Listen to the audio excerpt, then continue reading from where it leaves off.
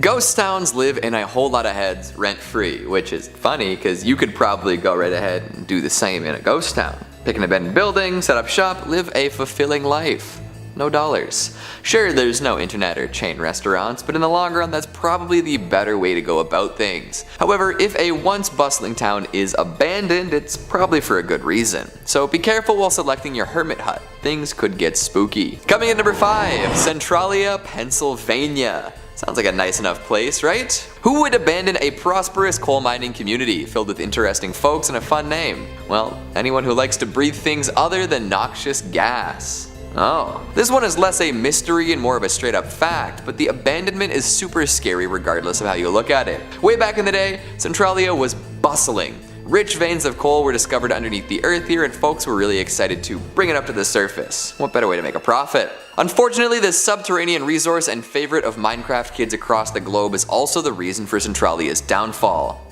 The very same stuff that brought about plenty of business also made the town uninhabitable. Tragic, and maybe a nice little microcosm of the human experience. Apparently a landfill burn spread a little further than folks were expecting and ignited the underground coal. From an abandoned coal mine to the rich veins of black gold underground, this fire spread like, well, wildfire, scorching everything around. 140 acres of town, gone, just like that. A lot of it is still standing, but it's not safe to be around. The underground fires belch all sorts of horrid smoke, and many large sinkholes opened up due to the fire's influence. These days you might sense a presence or two while passing by, but don't worry, they're not ghosts, not yet anyways. Of the few thousand who used to live there, only about a half dozen remain. They refused to abandon their once lovely town, determined to live amidst the smoke and gas, the fire and flames. It doesn't look like the fires are going out anytime soon either. Some estimates see the blaze continuing on for a few hundred years, thanks to the constant supply of fuel underground. Coming in number 4, we've got Deception Island, Antarctica. Another wild and wonderful name. If I could choose to name the place I lived in anything, Deception would definitely be on the list. That's the kind of town that famous folk albums get named after, a place of legend for miles around. A place of rest, perhaps, or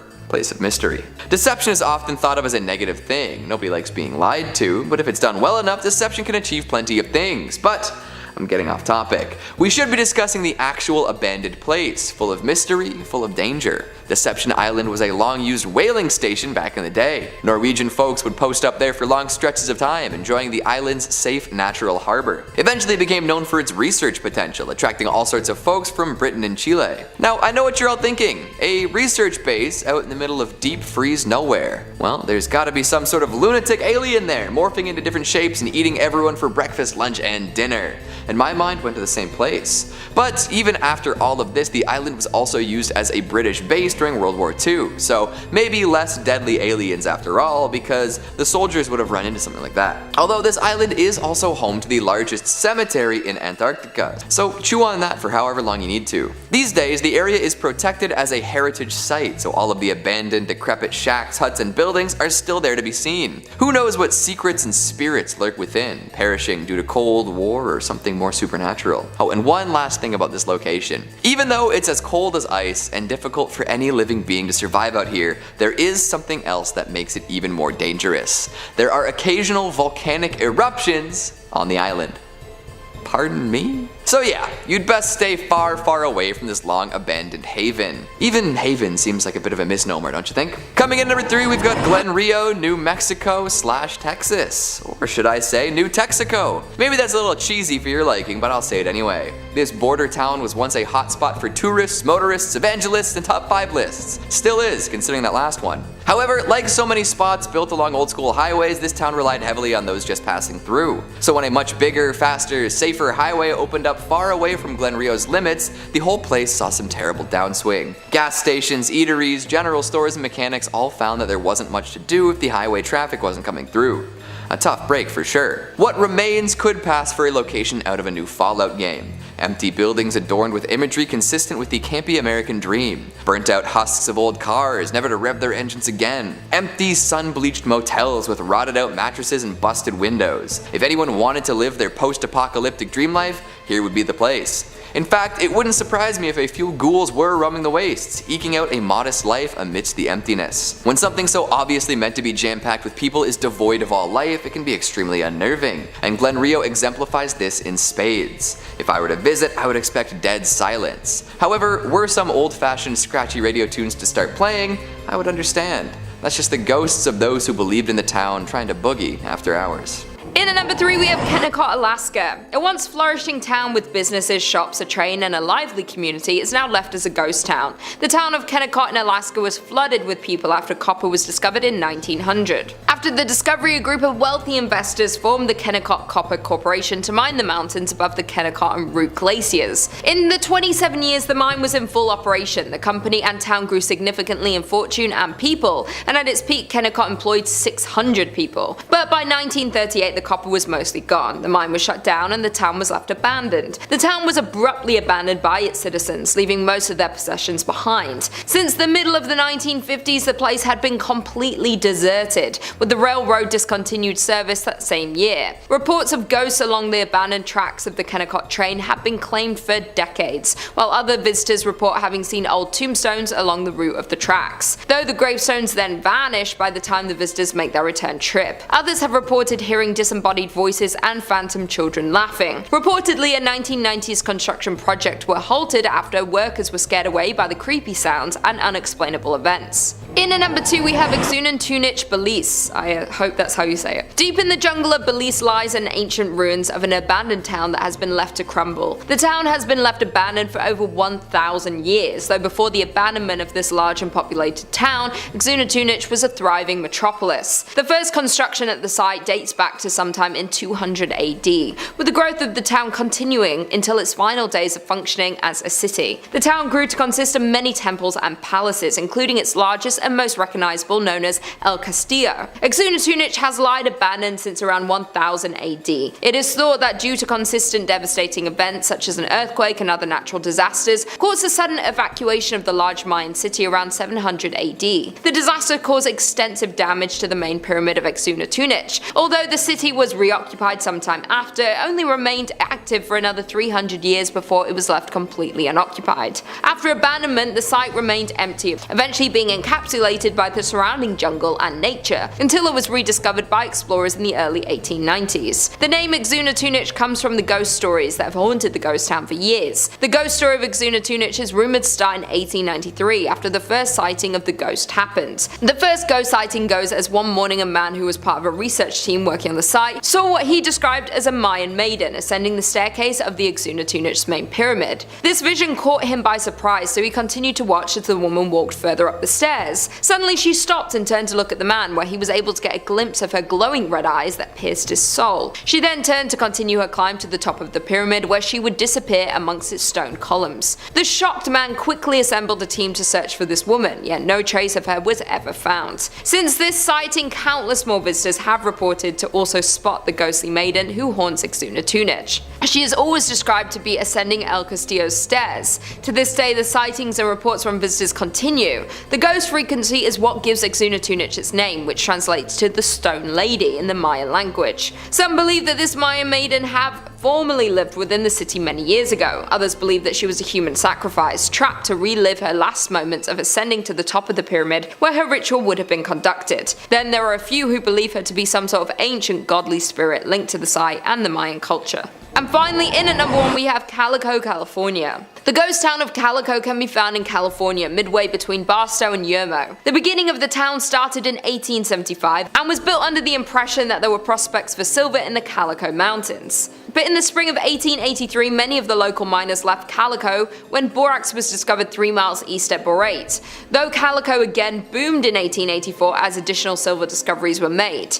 Gaining a population of some 2,500, the town supported 24 saloons and gambling dives that never closed, as well as more establishments such as the church, public school, dance school and a literary society, along with dozens of retail businesses. By the late 1800s, Calico was bustling with prospectors searching for their fortunes, and the Calico mining district became one of the richest in the state. Calico's final decline began when the price of silver fell in the 1890s, but the break production kept it alive, even through the panic of 1906. They tried to hold on, and borax for a time substituted hunted for the shiny metal that had been Calico's fortune. Calico kept churning out valuable minerals until it finally exhausted its supply in the 1920s. Calico was soon abandoned and left to gradually decay in the desert sun until little remained, but in 1951 it was purchased by the Walter Knott, an ex-miner, and rebuilt as a modern ghost town. He restored the town to mostly how it was, in certain cases rebuilding some of the old structures as they were back in the 1880s. Considered one of the top haunted locations in California, Calico has its fair share of ghost stories, when one of the most active and known ghosts of the abandoned town is Lucy Lane. Lucy is often seen in a black lace dress walking back and forth between her home and store. Others have allegedly seen phantom school teachers and other residents who have been known to grab visitors' legs or pinch their ankles. Some visitors have also reported seeing a floating red light inside the buildings, while other visitors have reported extreme cold spots throughout the mine and an eerie feeling in various places of the town. In at number 5 we have St. Elmo, Colorado. St. Elmo, Colorado was a former gold mining camp in Chaffee Country. Today it is one of the best preserved ghost towns in Colorado, as the entire district was placed on the National Register of Historic Places in 1979. The area was originally settled in 1878 and was made official in 1880, when gold and silver began to bring many people to the area. At one point the population reached more than 2,000 people. In 1881 the Denver, South Park and Pacific Railroad came through the area and a station was built in St. Elmo. From here the tracks continued to Romney, Hancock, and through the historic Alpine Tunnel. St. Elmo was considered the main source of supplies arriving by train for the area settlers, and eventually several merchandise stores, 5 hotels, a telegraph office, a town hall, 5 restaurants, 2 sawmills, a schoolhouse, a weekly newspaper called The Mountaineer, and numerous saloons and dance halls filled the town. The miners worked at several mines throughout the area that were rich in silver, gold, copper, and iron. In 1890 a fire destroyed the business section and the town was never entirely rebuilt. This was about the same time that St. Elmo's peaked in population with about 2,000 residents. Afterward many of the mines were depleted and many miners moved out of the area. More mines continued to fail in the ensuing years and the closure of the Alpine Tunnel in 1910. The state of the structures paired with depleting mines led many in the community in search of new, more prosperous mining towns to call home. The railroad continued to run until 1922, and it has been said that the rest of St. Elmo's population rode the last train out of town, never to return.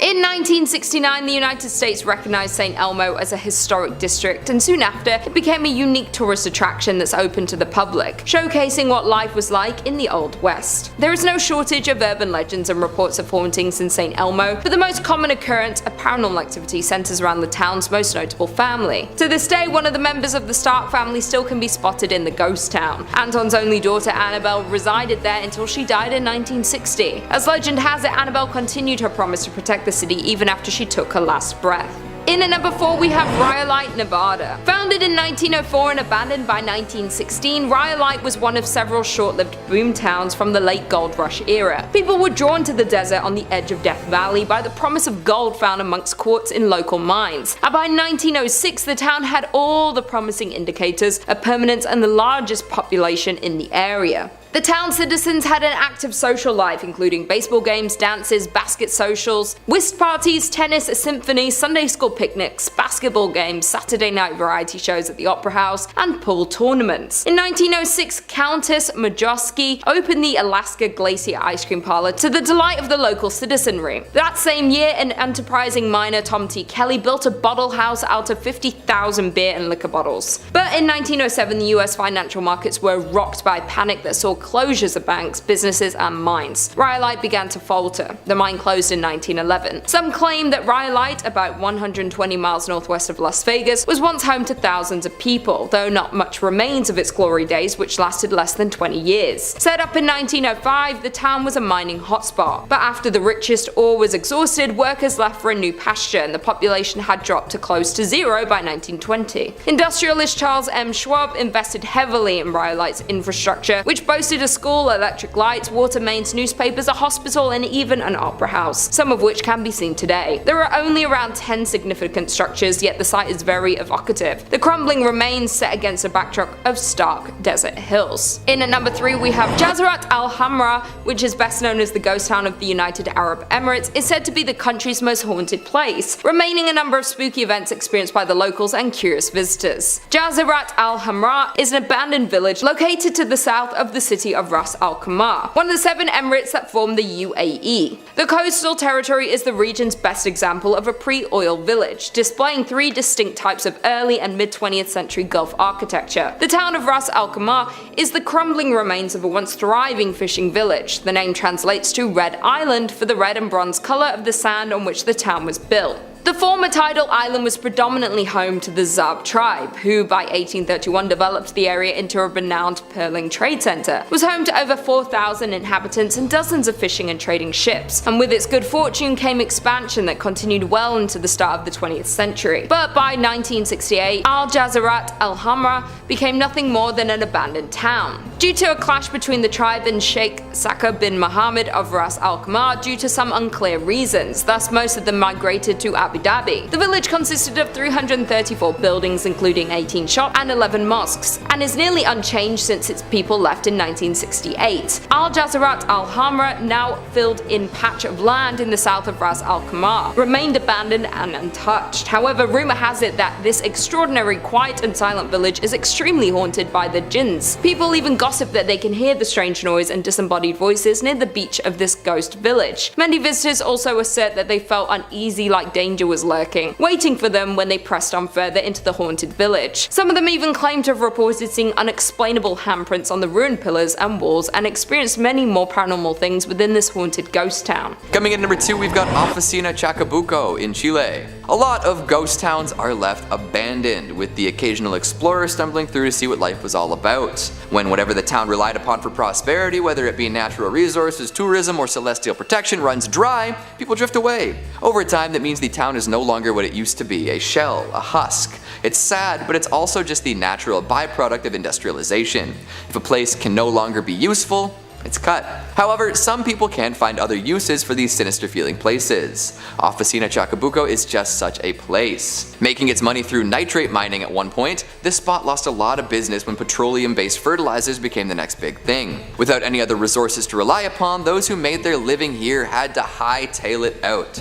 This left the remote town empty for a number of years. However, during General Pinochet's bloody rule in the 70s, this place was used for something else entirely. Political prisoners would be forcefully brought here and left to fend for themselves in the ghost town. They couldn't escape either, as the regime set up a wicked barrier of barbed wire and landmines. I'm sure more than one individual tried their best to escape, only to end up on the receiving end of some of these implements of death. So whether the town is haunted by the souls of those who lost their livelihood or by those who fought against a dictatorship, it's an extra ghastly ghost town indeed. Coming in at number 1, Pripyat, Ukraine. The ghost town to end all ghost towns. Absolutely full of eerie images, from old propaganda to abandoned, weather-worn dolls. There isn't a creepier experience than sifting through the legendary waste left behind after the Chernobyl nuclear meltdown. After this power plant melted down, introducing the surrounding area to more radiation than 100 times that produced by the bomb dropped on Hiroshima, hundreds of thousands of people had to be evacuated, and fast.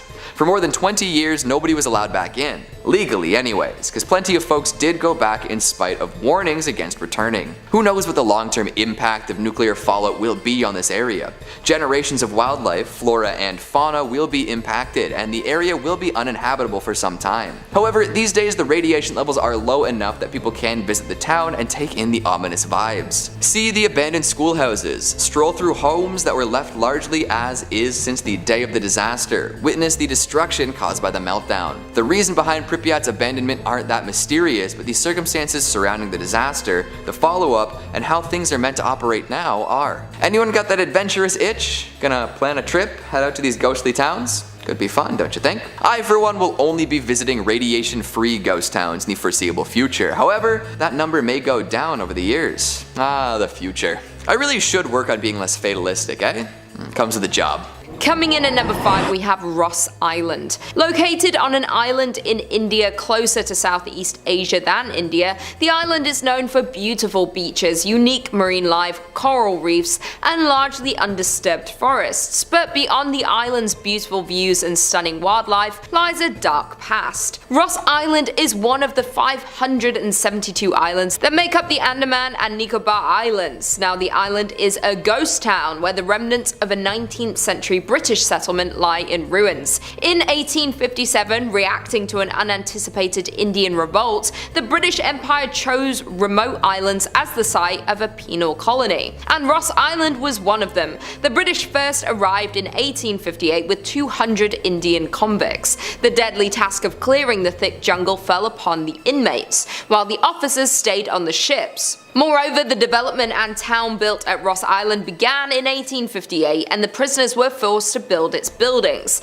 The island was transformed to resemble a British town, with houses, offices, clubhouses, bakeries, stores, churches, and everything else that the British would not miss when they were away from home. The British ruled Ross Island for more than 80 years, up until nature was against the development. In 1941, a gigantic earthquake affected the island and left the town on the island completely ruined. The British thought rebuilding the town would not be worth it, and overnight left the island in complete ruins. Abandoned in the 1940s, the island is now being reclaimed by nature. Homes, a massive church, ballrooms, and even a graveyard all are in varying stages of decomposition, being taken over by an unyielding forest. In at number 4 we have Terlingua, Texas. Near the Mexican border, you'll find the town of Terlingua, Texas. In the 1800s, it was discovered that the area in which Terlingua was built was plentiful in cinnabar, a red mercury sulfide, from which mercury can be extracted. This caused an influx of miners to the area, but it wasn't until Jack Dawson's discovery and production of the area's first mercury in 1888 that it drew a population of 2,000,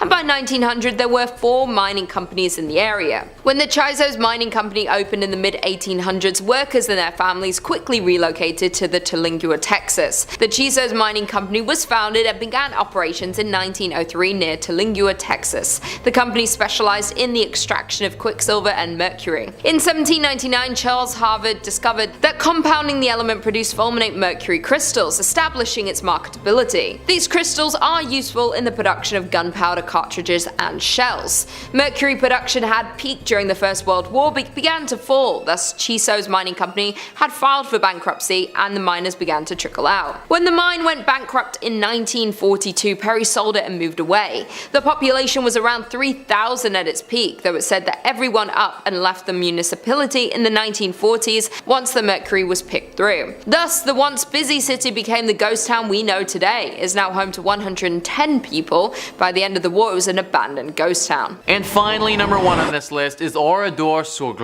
This once bustling French town is just a mass of rubble now after being completely decimated during World War II. The History Network says, on the afternoon of June 10, 1944, the village of Oradour-sur-Glane was the scene of one of the worst massacres of French civilians during World War II. In what is believed to have been an act of revenge for the town's supposed support of the French resistance, a German Waffen-SS detachment rounded up and murdered 642 of its residents and burned most of their homes to the ground. Only a handful of people managed to survive by playing dead and later fleeing to the forest. A new Oradour-sur-Glane was built nearby after the war ended, but French President Charles de Gaulle ordered that the burned out ruins of the old town be left untouched as a monument to the victims. The facades of dozens of brick buildings and charred storefronts still remain, as well as graveyards of rusted cars and bicycles, scattered sewing machines, and unused tram tracks. 642 residents. This just goes to show how horrible World War II actually was. 642 innocent people were killed on June 10th that day, and honestly guys, I didn't even know about this incident until I started researching for this video. Atrocities of this nature were simply commonplace during that time, which is just terrible to admit. Obviously, this abandoned town is teeming with paranormal activity and is one of the saddest and darkest spots in all of France. People who have been through here have explained that sadness is literally palpable.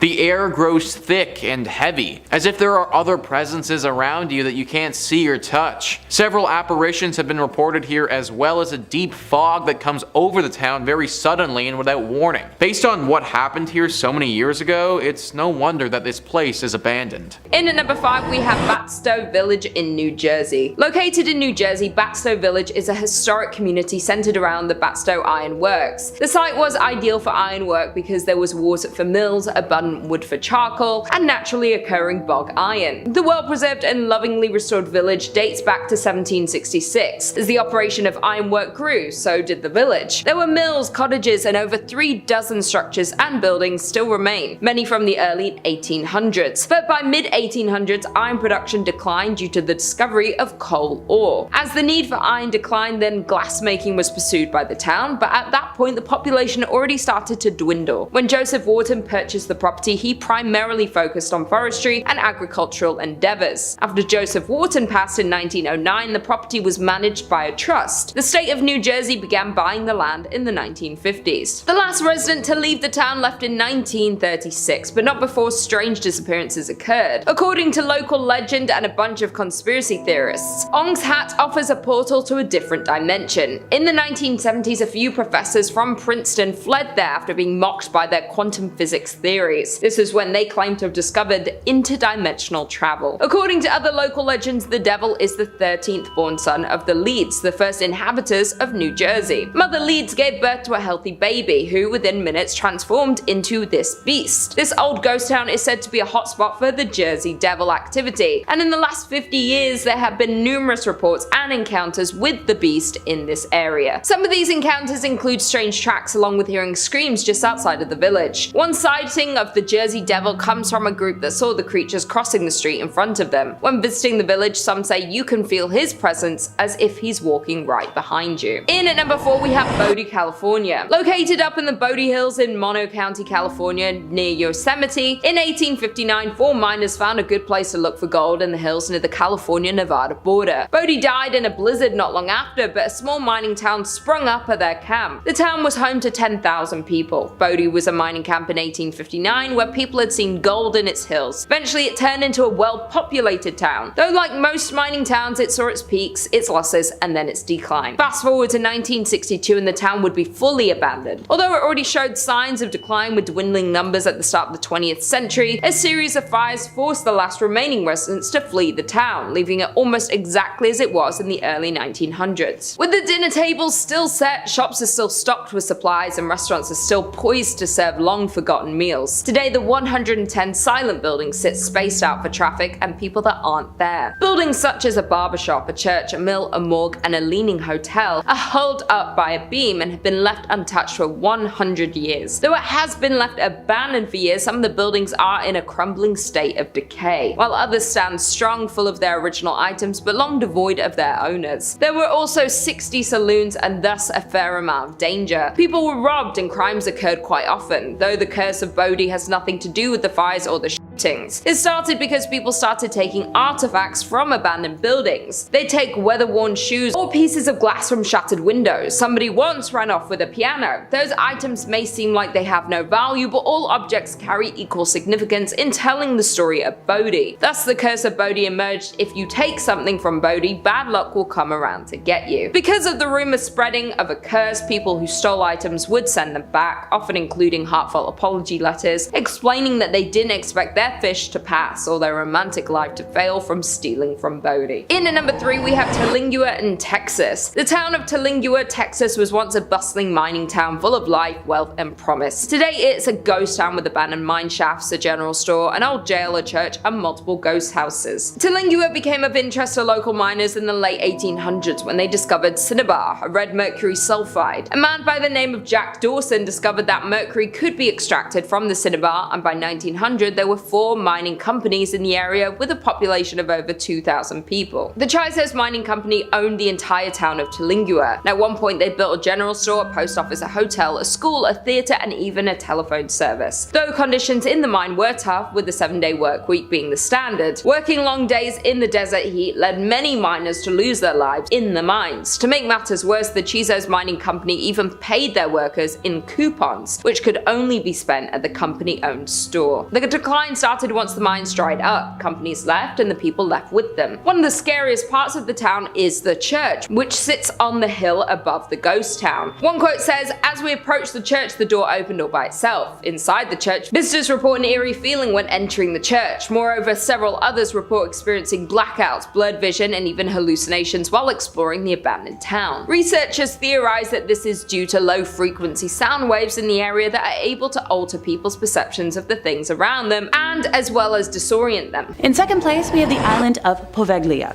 Yep, another entire abandoned island. This one's a little creepier though. So the island is located in the lagoon near Venice, and is famous for being one of the most haunted places in Italy. Tourists and locals alike are banned from the island, which was used for centuries as a place to exile the sick to prevent the spread of disease and contain the mentally ill in an asylum built in the late 1800s. Yes, I'll backtrack and elaborate. So in 1348, the bubonic plague arrived in Venice and Poveglia, like many other small islands at the time, and it became a quarantine colony. The plague on average killed like 1 out of 3 Europeans, by the way. So fearing the unbridled spread of the disease, Venice exiled many of its symptom-bearing citizens there. So at the island center, the dead and those too sick to protest were burned on giant pyres. So this included the tens of thousands of Venice citizens just dying on the mainland. Those fires would burn once more in 1630 when the Black Death again swept through the city. The small island was used as a mass burial ground, and ashes from human remains make up as much as 50% of the island's soil. Cripes, I hope it's a good fertilizer. The deaths of nearly 160,000 people on the island have given it its nickname, the Island of Ghosts. A doctor at the asylum was known to have experimented on patients with crude lobotomies and jumped from the bell tower in the late 1930s after claiming he had been driven mad by ghosts. Decades later, nearby residents claimed to still hear the bell, although it was removed many years earlier. A report titled Haunted History states that some restoration work had started in recent history, but abruptly stopped without explanation. Okay, maybe this is one spot on today's list that I might not want to visit.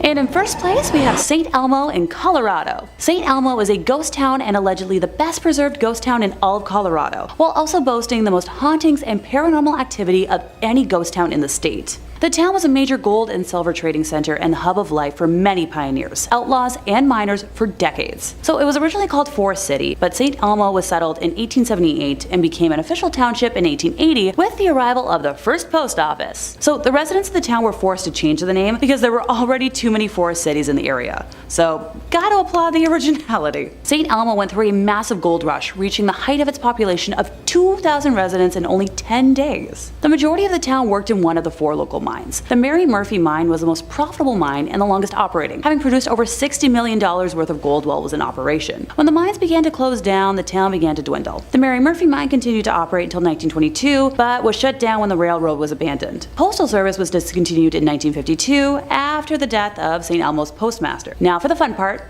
ghost stories. I saved the best for last for a reason. The most famous ghost of St. Elmo is Annabelle Dirty Annie Stark, not to be confused with the beloved Annabelle doll. This Annabelle is the descendant of Anton and Anna Stark, who arrived in St. Elmo with the Pacific Railroad in 1881. Anton was a section boss in the mines, while Anna ran the Home Comfort Hotel located on Poplar Street and the general store. Oh, and both structures are still standing today. Anna Stark was known as a cruel and harsh woman who never allowed her 3 children, Roy, Tony, and Annabelle, out in the town to mingle or work alongside what she deemed the simple town folk. Annabelle grew up attractive and passionate for the town, and her love of St. Elmo was fierce. After the death of her mother, Annabelle and Tony inherited the hotel, and the once impeccably clean establishment fell to shambles. So along with the decline of the town, Annabelle began to lose her grasp on reality. The town soon called her Dirty Annie because she would emerge in filthy clothing and her hair was in a tangled mess all the time. Finally, free of the harsh rule of her mother, most people assumed this was her quiet rebellion. Residents remember her strolling the main street with her firearm loaded and hung over one shoulder, ready to protect the town from anyone who dared to threaten it. Since her death, it is told she can still be found roaming the streets. Only a short while after Annabelle had passed away, the hotel was left to a family friend whose grandchildren were playing inside the hotel, when suddenly all of the doors slammed shut and the temperature dropped 20 degrees. The children cried and screamed, and finally the room returned to the outside temperature, and the door slowly swung open. Oh, that's not the only ghost story.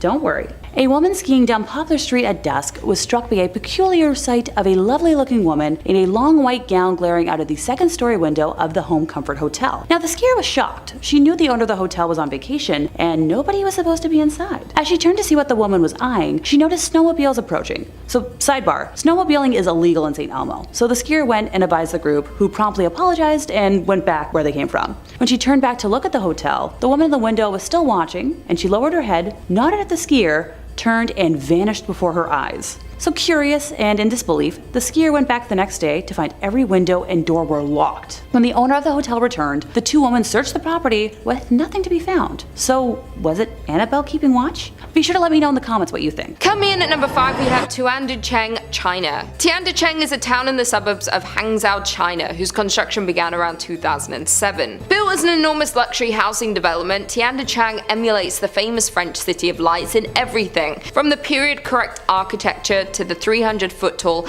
miniature Eiffel Tower. It even has a replica fountain from the Luxembourg Gardens. The city centre is an abandoned copy of Paris that even features the Eiffel Tower, which is 1/3 of its original size. With a capacity for over 100,000 residents, the city has remained mostly abandoned except for the employees of a nearby French-themed amusement park, according to City Lab. Tianducheng lacks much of what Paris has to offer though, including people. The lack of people is mostly attributed to its odd location, as Tianducheng is surrounded mostly by farmland and odd dead-end roads that snake throughout the countryside. When it first opened its gates more than a decade ago, it was described as a ghost town. While many of its homes remain vacant, the population has grown into the thousands, and it attracts a steady stream of Chinese and international tourists, including newlyweds looking for a picture-perfect backdrop. In at number 4 we have Ruby, Arizona. Ruby, Arizona is one of the best preserved abandoned cities in the United States, filled with history and the shell of the city used to be. By the 1870s, new prospectors made several additional claims, and the fledgling settlement formed at the mountain base was called Montana Camp. Other lead, copper and zinc veins were also found in the immediate vicinity, beckoning yet more miners to the fledgling settlement. Throughout the years, the city and mining company associated with it got passed down to many different owners, while in the 1914s, Andrew sold the store to Philip C. Clark, who soon built a bigger and better one just up the hill, the remains of which still stand today. Though Ruby was growing, it was still a lawless place, and finally Philip Clark became so concerned for his family's safety that he moved them away to nearby Oro Blanco. However, he continued to work towards growing the city of Ruby and amassed large amounts of land and cattle until 1920, when he sold the store to brothers John and Alexander Frazier. From 1934 to 1937, the Montana mine was the leading producer of lead and zinc in the state, and the third largest in silver production. However, the ore finally played out in 1940, and the town became a ghost. The mill operation was moved to Sahuarita. The post office closed forever on May 31st, 1941,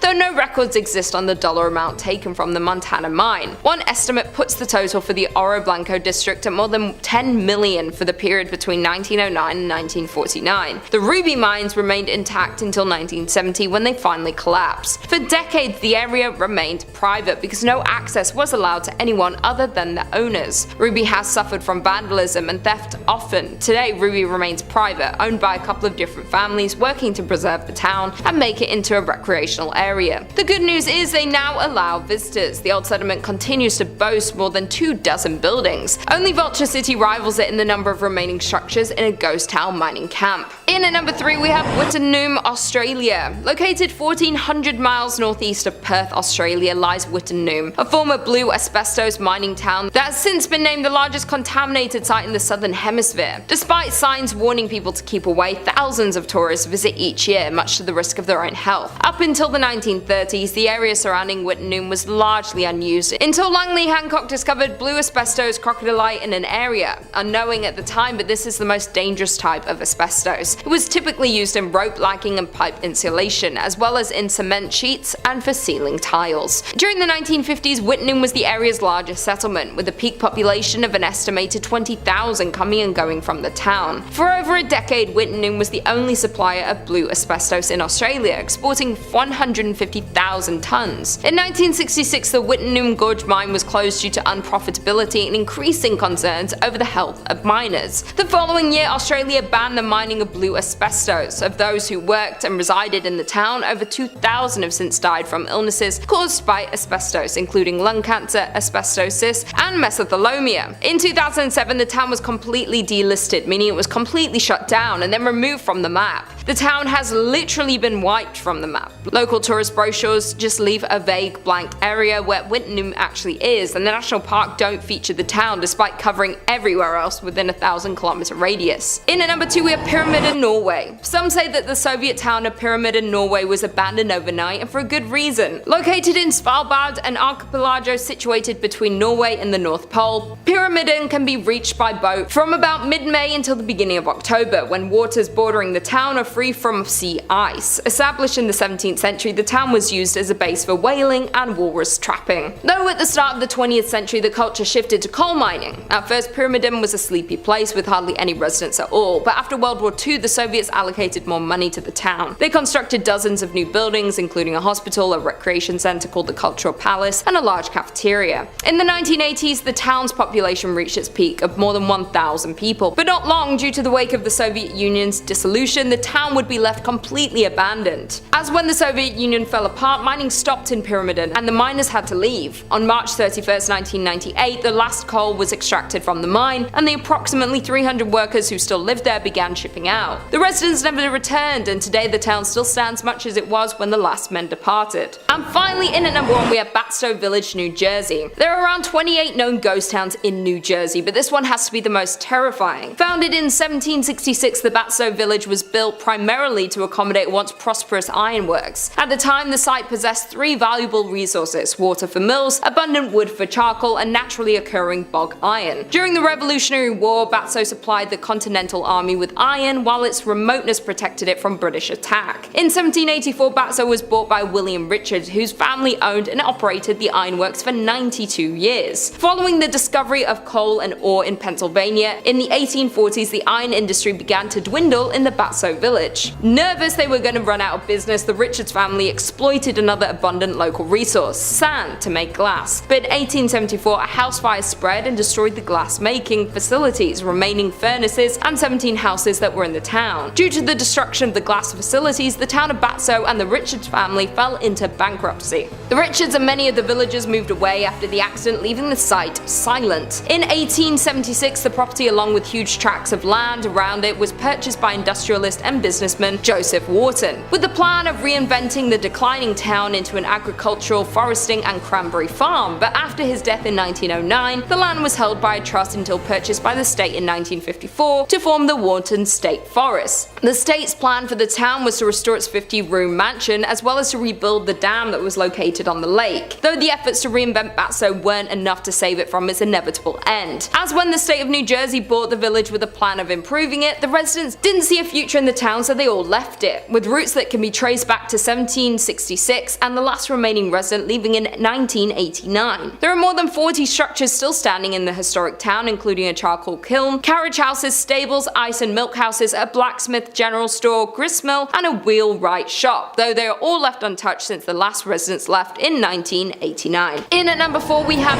Glenrio, New Mexico. Found on the state border of Texas and New Mexico lies the town of Glenrio. Founded in 1901, it was a town where wheat and cattle farmers settled and grew a community. Being divided between 2 states made for some unusual customs in Glenrio. The mail would arrive at a train depot on the Texas side, but would have to be transported to the post office on the New Mexico side. The Texas side was part of a dry county, so all the bars were on the New Mexico side. Because the gasoline tax was higher in New Mexico, all the service stations were on the Texas side. By 1920, Glenrio had a hotel, a hardware store, and a land office, as well as several grocery stores, service stations, and cafes. Though Glenrio's permanent population never rose above 30 people, the town survived with its tourist-based businesses catering to the many travelers along Route 66. By 1985, only 2 residents remained in the small town, and the Texas post office was the only business open. It too has long since closed. Other buildings have overgrown sites, missing windows, or debris surrounding them. The debt detritus of 4 decades when Glenrio welcomed tens of thousands, fed and entertained them, and sent them on their way towards Chicago or California. In at number 3 we have Garnet, Montana. Found in Montana, the abandoned town of Garnet was another gold rush town that drew thousands of hopeful miners. Between 1862 and 1916, gold was mined from the area. During the peak of the town, it had hotels, saloons, schools, and stores in the midst of the town's biggest years. A 1912 fire burned down half of the town, and what was lost was not rebuilt. Many of the remaining structures were in poor condition even when they were lived in and regularly visited. This marked the decline of the town, as after 1917 the mine began to offer less and less, and by the time of World War I the town was almost fully abandoned. Garnet is perhaps the best preserved coast town in the state of Montana. There are plenty of people who believe the abandoned buildings are still home to some of the residents who once lived there. Some visitors have reported hearing laughter and music coming from Kelly's Saloon, which is the most common occurrence. I quote, "We didn't experience anything bordering on the supernatural during our visit, but we did find the beautifully preserved artifacts to be windows into Garnet's incredible past." Coming in at number 2 we have Jerome, Arizona. Located in Arizona, you will find the ghost town of Jerome. Once a copper mining town, Jerome was the 3rd largest town in the early 1900s. His streets were filled with 37 saloons, 13 bordellos, and a meager 4 churches in 1917, and again in 1926 after a mine blast damaged the original. A series of ill-fated events at this site would almost lead one to call it cursed. When the Great Depression hit, conditions in the town took a sharp downturn. Plagued with man-made disasters and poor fortune, Jerome's population gradually dwindled from thousands to somewhere between 20 to 50 residents. Finally in 1950 the town was abandoned for good. A number of visitors have recounted other mysterious sightings. Visual apparitions range from human-shaped figures that roam the halls and stairways of the old hotel to a friendly animal that is said to scratch and meow at the doors. Additionally, one of the town's most well-known ghosts is said to lurk at the town's community centre. Formerly called Lawrence Memorial Hall, the building is more often familiarly termed Spook Hall due to several strange happenings. With all the other apparitions wandering about this historic town, the cemetery, of course, known as the most haunted place in the whole town. Visitors here have made numerous reports of dark figures moving about, the sound of ethereal footsteps, and the sounds of distant voices. The old cemetery includes graves dating from 1897 to 1942. And finally in at number 1 we have Cerro Gordo, California. Cerro Gordo is a ghost town located in Death Valley and is considered one of the best abandoned places in California. Cerro Gordo means fat hills in Spanish. It was named this for the vast amount of silver it contained. By the end of 1869 the city flourished and became well known for its promising business. By 1871 Cerro Gordo was well established as a mining town. The American Hotel was completed that year, as were several other permanent structures, a general store, restaurants and saloons. At its height, the town had 5,000 residents. In 1875, Cerro Gordo suffered a series of setbacks, necessitating the shutdown of its furnaces. These problems resulted from a scarcity of ore in the mine, which had lasted for several months, and the temporary drying up of its water supply. In addition, by late 1876, a fire accident happened through some of the mine buildings and the union shaft, and the furnaces were closed the following February due to the disaster. A more lethal blow was dealt by falling lead and silver prices, effectively ending this era of activity at Cerro Gordo. Because of all the tragedy that occurred in Cerro Gordo, there's been multiple paranormal investigations held at the grounds of the abandoned town. While the new owner of the town was purchasing it, he was warned that they might have some visitors hanging around, and by visitors they meant spirits. One of the now owner's ghost stories goes along the lines of, as he was walking toward the bunkhouse, he looked at the window, the curtain pulled to the side and a little face poked out. Under the assumption that the contractors were staying in the bunkhouse, he asked when they were leaving, and he was told that they're gone for 2 weeks.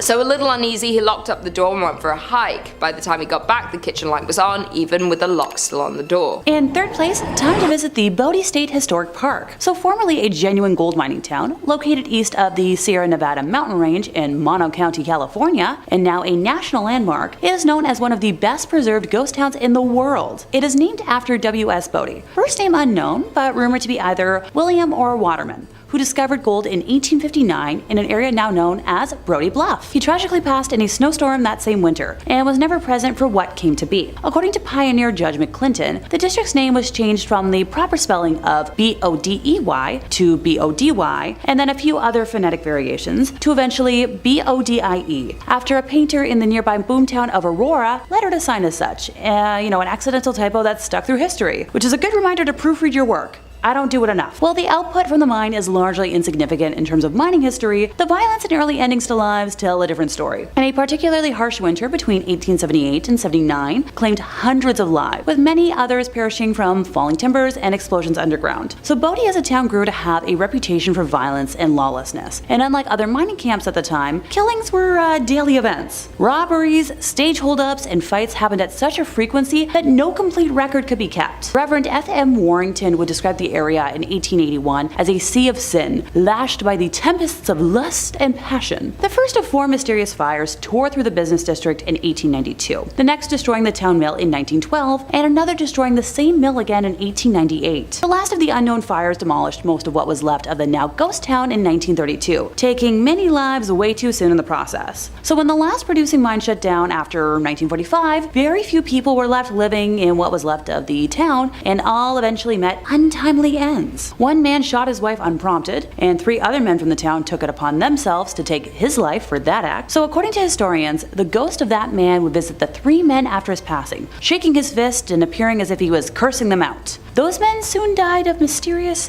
diseases and illnesses. Visitors to the area have reported meeting spirits that leave them feeling suffocated, seeing doors open and close on their own, and rocking chairs that may or may not have a menacing older lady staring them down, or even the empty chair rocking on its own. So Bodie might be a bit of a tourist destination nowadays, but if you remove anything from the land, like I'm talking like a pebble, you'll be cursed with remorse and tragedy. The park keeps a logbook of all letters and items returned to them, with each thief writing an apology note to Bodie for what was taken. The curse is upheld by the ghosts of residents past who guard against thieves and protect the town's treasures. Okay, so kleptos, steer clear or be cursed. In at number 2 we have Ludlow, Colorado. Located about 12 miles north of Trinidad, Ludlow, Colorado is a ghost town known for an infamous event in 1914. A former mining camp, it was the location of the Ludlow Massacre. Beginning in 1910, the resident coal miners grew unhappy over their dangerous working conditions and began to debate a strike. By 1913, a strike had begun, much to the dismay of owner John B. Rockefeller. On April 20th, 1914, there was a massacre in Ludlow, where the Colorado National Guard and Colorado Fuel and Iron Company guards attacked miners, burning their tents to the ground. Known as the Ludlow Massacre, 25 people lost their lives. The massacre was the height of the Colorado Coalfield War, which began a year earlier in 1913. 2 coal mining counties, Las Animas and Huerfano, were the centers of the conflict. The United Mine Workers of America led the strike against the Colorado Fuel and Iron, owned by Rockefeller. They were upset over the horrible working conditions. Both parties led attacks back and forth over the years. Today, the old company town of Ludlow still stands as a ghost town, and the site of the tent city is also kept reserved, now under the care of the United Mine Workers of America. A monument to the deceased was also built by the Union at the site. In addition, the cellar where so many innocents perished is still in place. The doorway can still be seen and the dark depths of the pit can still be viewed, though this isn't recommended as many people who visit the abandoned ghost town report a strange feeling when looking through the doorway, and even worse, possible whispers around them with an unexplainable source. And finally, in at number 1 we have Helltown, Ohio. The abandoned town known as Helltown can be found in the Cuyahoga Valley in Ohio. There sits an eerie deserted town known by locals to be haunted. No people live in the area anymore, though there are still remnants of the lives of former residents left behind. The whole town is surrounded by hazardous roads that seemingly lead to nowhere. Locals believe this was done to confuse any wandering explorers. But the Helltown Church seems to have inspired the town's ominous name. The tiny white church is in the center of Helltown and is central to all local theories. Some say the church was a place of worship for practicing Satanists who still lurk around the closed-off roads, hoping to recruit unwelcome visitors. Others believe the town was evacuated after a chemical spill that resulted in bizarre mutations of the residents and animal population. The legend of the Peninsula Python stems from this theory. There even sits an abandoned school bus in the town with legends of its own. The story goes that the bus was carrying a group of high school students who were going to one of the ski resorts near Boston when an elderly woman flagged down the bus. She was in a panicked state and explained that there was a young boy in her house who was seriously hurt. The bus driver, in an attempt to help, turned down her driveway and drove into the woods hoping to help the boy. When the bus approached the house, Satan worshippers swarmed it and sacrificed all those on board. The bus sat back there for over 30 years, standing as a warning to all who decide to venture into Helltown. A local paranormal investigator set out to research the abandoned town, and to his surprise, what he discovered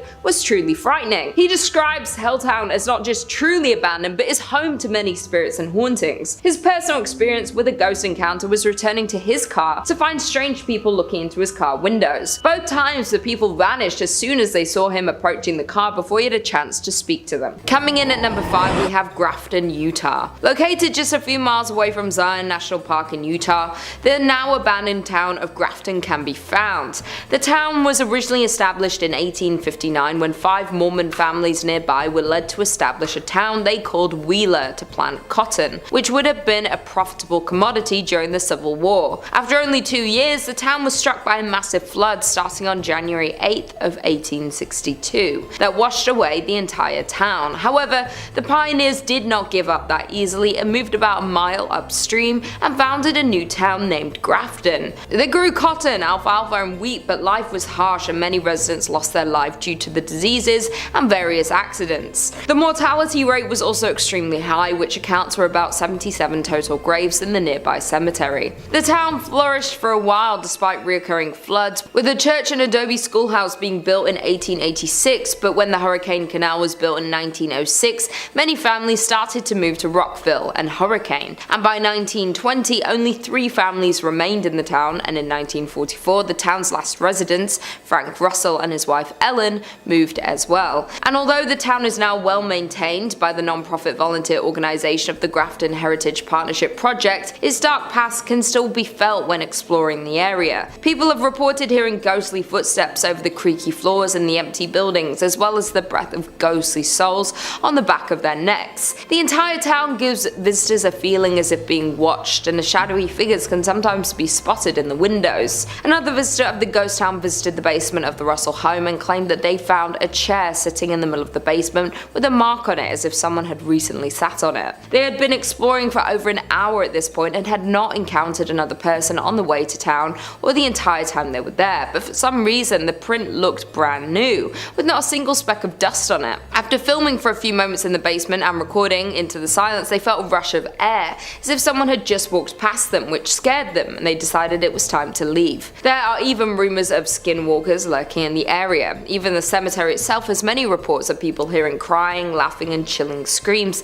especially late in the day and when it's overcast. Some people have even seen a woman in a dress with her hair in a bun walking around the cemetery sobbing, but when they approached her she disappeared into thin air. There is no doubt that there is definitely a very uncomfortable feeling while walking around the gravestones, which isn't surprising knowing the sad history of the people laid to rest there. In at number 4 we have Deadwood, South Dakota. The town of Deadwood is located in South Dakota and gained attraction in the gold rush of 1876. In 1875 a miner named John B. Pearson found gold in a narrow canyon in these northern Black Hills. This canyon became known as Deadwood Gulch because of many dead trees that lined the canyon walls at the time. Practically overnight the tiny gold camp boomed into a town that played by its own rules that attracted outlaws, gamblers and gunslingers along with gold seekers. At its height the city had a population of 5,000, attracting larger than life Old West figures back then. The business district comprised largely of saloons, dance halls, card parlors and bodacious bordellos.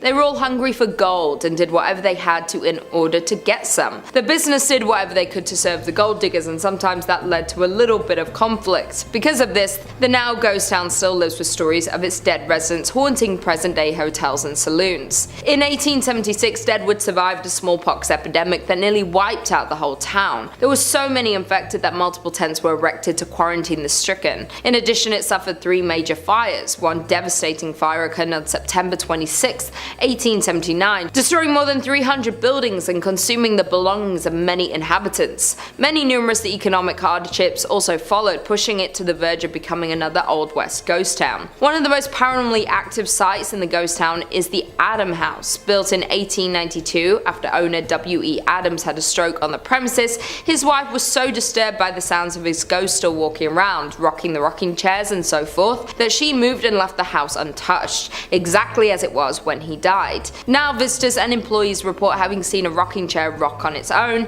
encountered a shadowy man standing at an upstairs window and heard voices and footsteps in rooms throughout the house. Number 3. Centralia, Pennsylvania. Coming up next on this list of spooky ghost towns is going to be Centralia in Pennsylvania. Now, as far as ghost towns go, Centralia's got a bit of the Hollywood bug, serving as the inspiration for the titular town in the 2006 horror flick Silent Hill. Now, as a Silent Hill mega fan, I feel the need to point out the video game version isn't based on this town, but it is mostly based on Kindergarten Cop. Look that up, it's a weird thing, but the school in Silent Hill, school in Kindergarten Cop, I don't know. Now, Centralia, back to this one, was a once flourishing community wrecked by a coal mine fire that destroyed the town, leaving only fog and ash raining over the skies. In 1962, a fire started in a landfill and spread to the coal tunnels that lay deep beneath the city, thousands of feet below the surface of the town. Rescue crews tried their best to put out the raging flame, but the flame was too mighty to be quelled and eventually caught a coal seam that's still burning to this day. The town was abandoned.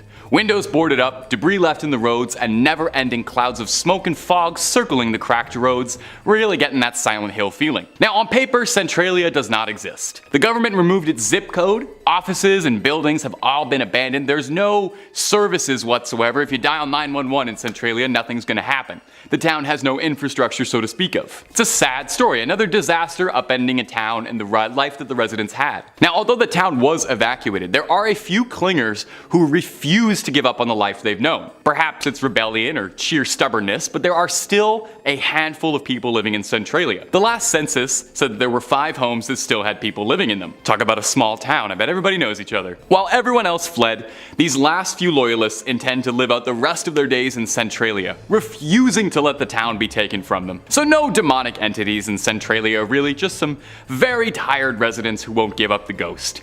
If you ever visit, make sure to be nice, okay? I feel like they've been through a lot. Number 2, Varosha, Cyprus. Coming up next on our list is going to be Varosha in Cyprus. Once a shining playground for the glitzy and glamorous, this paradisal resort in the Mediterranean was a popular spot for the celebrities of yesteryear in the 1970s to get away from it all and put their feet up and stop worrying about the daily stresses of having a lot of money and being a movie star. That kind of lifestyle's taxing. The suburbs enjoyed a thriving tourist economy, with the golden sands and beachfront hotels being a force in enticing people to come. Of course, fame is fleeting and nothing in this world lasts forever, like celebrity resort towns.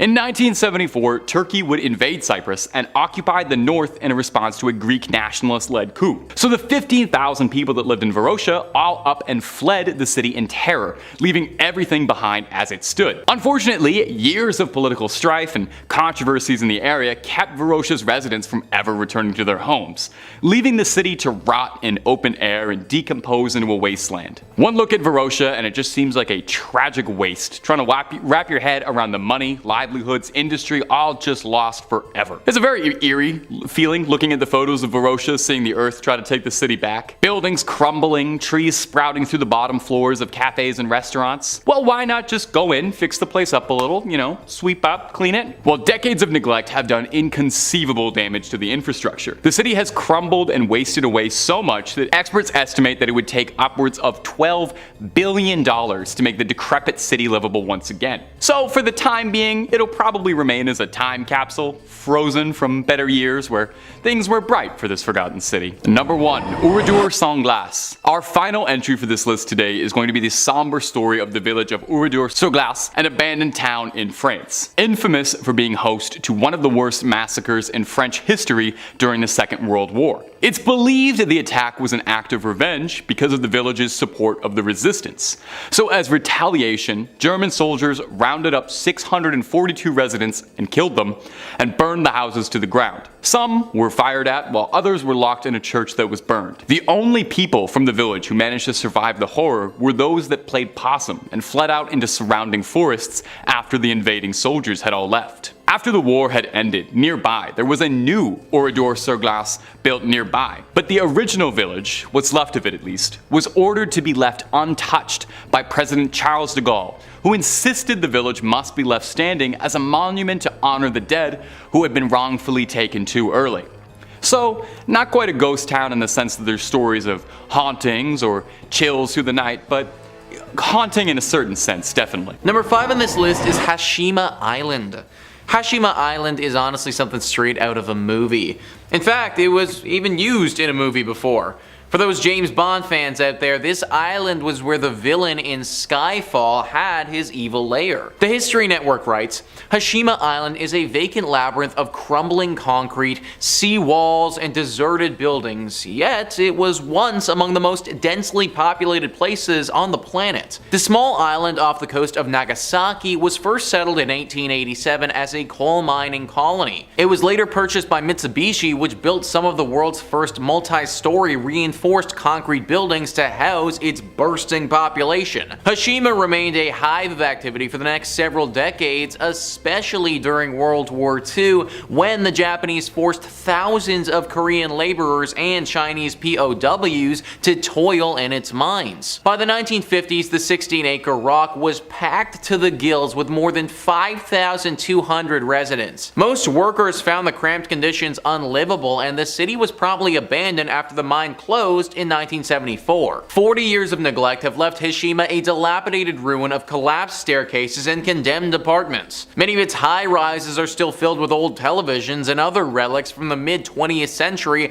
and its once teeming swimming pools, barbershop, and school classrooms now sit in shambles. Similar to a lot of other entries on this list, this place isn't unfamiliar with death. A lot of those POWs who were forced to work here, they didn't make it out alive. Coal mining conditions were bad for those who did it voluntarily, but for those who were forced to do it, it was even worse. This place is just as cool as it is creepy. Like, an abandoned island with high-rises definitely gives a cool, explorative vibe, but at the same point, there have been some creepy sightings here before. The mines are definitely believed to be haunted. People think that there are some sort of creatures living down there. Like, the toxic fumes of the mine mutated someone or something, and now there are these demons living down there. Only way to know for sure is if you find out for yourself, but I wouldn't recommend it. Number 4 on this list is Varosha. The story behind Varosha doesn't seem like anything that would happen in today's world. History Network says, in the early 1970s, the immaculate beaches of Varosha, Cyprus, served as one of the most popular millionaires' playgrounds in the Mediterranean. The suburb boasted a thriving tourism economy, and celebrities such as Elizabeth Taylor and Brigitte Bardot were known to take in the sand and sun at its high-class beachfront hotels. All that changed in August 1974 when Turkey invaded Cyprus and occupied its northern third in response to a Greek nationalist-led coup. Varosha's 15,000 residents fled the city in terror, leaving their valuables and livelihoods behind. Most assumed they would return once the fighting stopped, but ongoing political strife has seen Varosha waste away behind a heavily guarded barrier ever since. The few intrepid explorers who had ventured into the no man's land described the resort as a crumbling ghost town. Trees have grown through the floors of restaurants and homes, and most of the former residents' belongings have been looted or destroyed. What is left stands as a spooky time capsule of the 1970s, including bell-bottoms and shop windows and 40-year-old vehicles still parked at car dealerships. Imagine fleeing your home with 15,000 other people and then just literally never being able to go back. We currently live in a society where, for the most part, we feel pretty safe and in our routines. But when you hear about something like this, it just puts life in perspective. That's how quick our entire lives can change and be totally uprooted. In a matter of minutes, we've lost our homes, our jobs, our money, and we're now fending for our lives. What's left of this place is just a sad reminder of the lives that all these people were forced to leave behind. Number 3 on this list is Bodie. Bodie is a small ghost town located in California. This town was once a booming little community back in the late 1800s. Eventually it busted though, and by the 1940s the last few residents had to clear out because no one was coming anymore. It was a town for gold-crazed prospectors and sounds like something right out of a Western classic. The town was known not only for its gold, but also its drunken shootouts, brothels, gangsters, and drugs. It feels like the type of place that you would go to in Red Dead Redemption or something like that. It was actually known to many around the area as the Sea of Sin because of all of this. Eventually it just ran out of money though, and slowly everyone had to leave. It's one of the most well-preserved ghost towns in the world though, and gives visitors a very clear picture of the darker side to the west back in the day. If you ever had dreams of being a Western cowboy gangster, then this is definitely the town for you. Coming in at number 2 we have Ashgabat, Turkmenistan. Close to the border of Iran, Ashgabat, Turkmenistan is a former Soviet Union country run by President Saparmurat Niyazov. Much of the city was destroyed by the 1948 Ashgabat earthquake, where buildings crumbled to the ground, but has since been extensively rebuilt under the rule of the new president. The president planned to create a golden area of Turkmenistan in 1991 with the building of Ashgabat. He did so by building the city with the most marble buildings in the world. Thus, Ashgabat, the Turkmenistan capital, is a city of marble buildings and fountains. It is also an empty city with a population of around 700,000 people. Though the majority of the population doesn't live in the city, they live in the suburbs that are located outside the city limits. The only residents in Ashgabat are made of marble, as is the whole city. The buildings in the city are all made of white marble. The marbled maze of buildings and statues is very much the facade of the museum district, and it is these images that have gone around the world showcasing what can be done with millions of dollars at your disposal. Governments, museums, and theatre buildings, as well as expanses of parks, dominate the whole district. The unique looking architecture is nothing similar to that of any other city. There are few reasons why no one is permitted to live in the city, and for one is to keep the white marble clean. Another reason is that it gets so hot that it's not practical to walk in. Moreover, the public is forbidden to talk about the fact that the city is empty. Thus, one can only infer that the city was not built for the locals but used as a statue object to show the richness of the government. Today, the city is referred to as the City of the Dead because it appears so empty. This is in part also because of the country's isolated culture, as Turkmenistan is one of the least visited countries in the world. And finally, in at number 1 we have Hashima Island in Japan. Just 15 kilometers from Nagasaki and in front of the Japanese coastline, you'll find the abandoned island and city of Hashima. In the late 1950s, the island had a population of over 5,200 people. The people that resided on the island were mostly coal miners and their families. Since the island is so small at its peak in population, it was once the most densely populated place on the planet and 9 times the population density of Tokyo. Now the island is left completely abandoned and is effectively crumbling to pieces. The coal mining facility was previously called Battleship Island because its buildings and seawall make it resemble a warship. As for the island's fate, it was abandoned in the 1970s when petroleum fuels made coal obsolete. The island was built by Korean and Chinese prisoners who were forced to work after World War II. The conditions of these forced laborers were hard and some never made it back home. The people who worked here named the island Jail Island or even Hell Island. In 1974, the mine started to run out of coal and people left the island. Soon the island's uninhabited parts were reclaimed by nature. The weather conditions started affecting the concrete and buildings started falling apart. Sometimes people camped out here, but that was a very dangerous thing to do. The government wanted to discourage people from going over on their own, and therefore decided to open it to the public. Even though tourists are allowed to visit the island today, the echoes of the past still linger here. Fishermen who sail near the island claim they have seen strange flickering lights in the buildings, even though the island has no electricity. Strange noises have been heard and cold spots have been felt.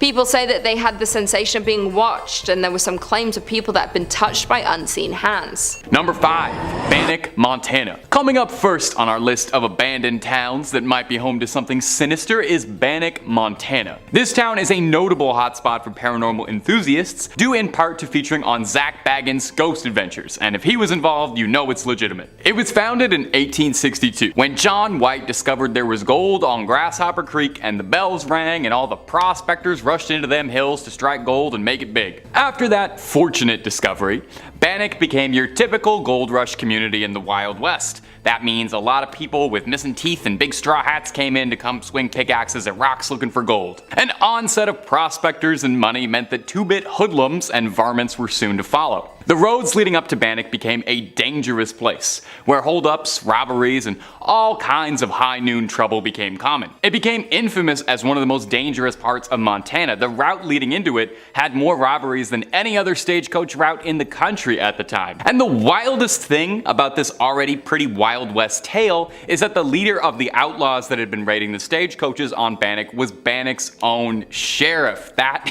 is incredible. That's an M. Night Shyamalan twist. Certainly explains why they were able to get away with it for so long. Now, with such a storied and troubled history of violence surrounding the town, is it any wonder that it's speculation that it's haunted? By the late 1860s, Bannock's gold rush began to fade, and it started to lose importance as a mining community to bigger things like Virginia City. While there were still people living in it all the way up until the 1950s, its trade diminished greatly. Less gold, less money, less people, less crime, fortunately enough.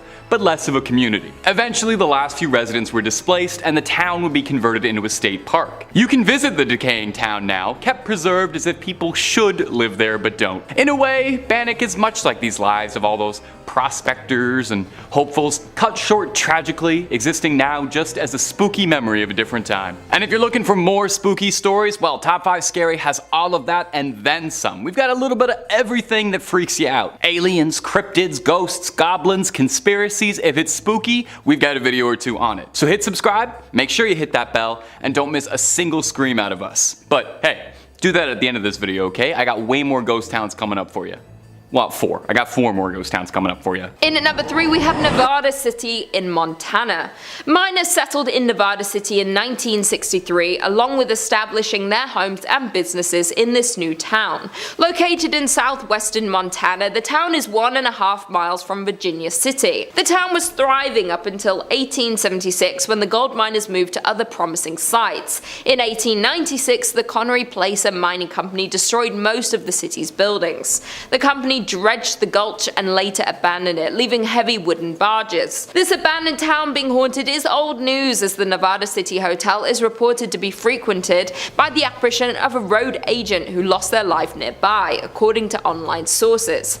Visitors have also reported hearing footsteps in the hallways and seeing shadowy figures standing behind their reflections in mirrors. Additionally, the spirit of an older cowboy figure who never speaks but lurks in the hotel rooms and even sits at the bar in the Virginia City. Back when the hotel operated, guests also complained of a weeping woman, always in the same room, only to be told there was no guest in the room in question. In at number 2, we have Custer, Idaho. The mining town of Custer was born in 1879 by gold miners looking for their next gold hotspot. Prospectors discovered gold in what would become known as the Yankee Fork area of central Idaho in 1867. The area was worked on a small scale for more than a decade before the discovery of General Custer Mine. The General Custer Mining Company closed in 1888 and the district experienced a sharp decline.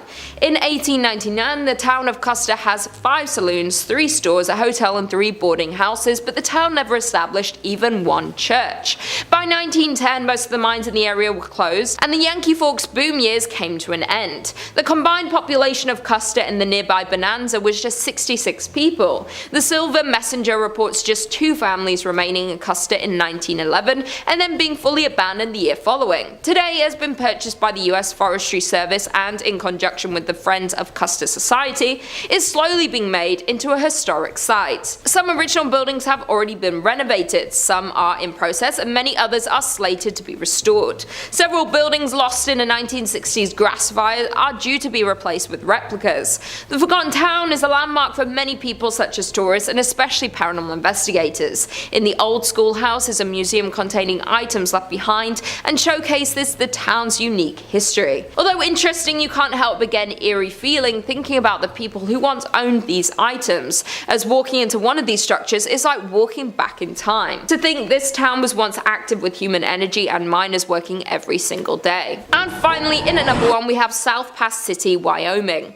Only about 10 miles north of the Oregon Trail is the shell of a town that used to be a busy gold mining camp. Established in a small valley along the banks of Willow Creek, the town was born in 1867. The town was built there because gold was discovered in the Wind River Mountains. By 1868, South Pass City boasted over 250 buildings, 1,000 people, and hundreds of claims. The town was extremely busy as its half-a-mile-long main street boasted numerous hotels, restaurants, general stores, 2 newspapers, doctors, a bowling alley, and dozens of saloons. The mining district continued to grow to as many as 3,000 residents. Miners looking for investors and newspapers promoting further settlement in the area exaggerated the region's amount of gold.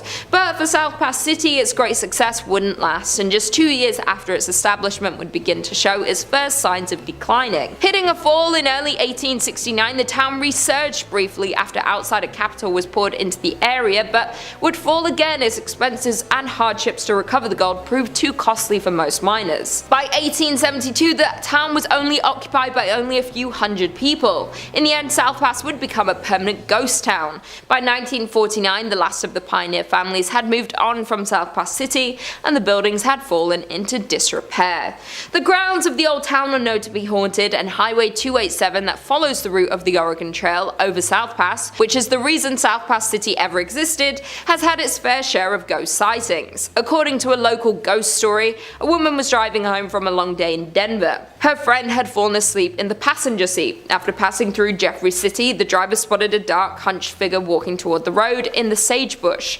About a half-mile later, she saw the same figure closer to the road. She noted his pig coat as he became clearer. About a half-mile later, still thinking about this man and his surprising reappearance, she reached over to wake her friend and request she take a turn driving. As her friend awoke, she saw the same man at the edge of the road, just crossing the white line onto the highway next to the car. Screaming, they accelerated away and compared descriptions. It was certainly the same man.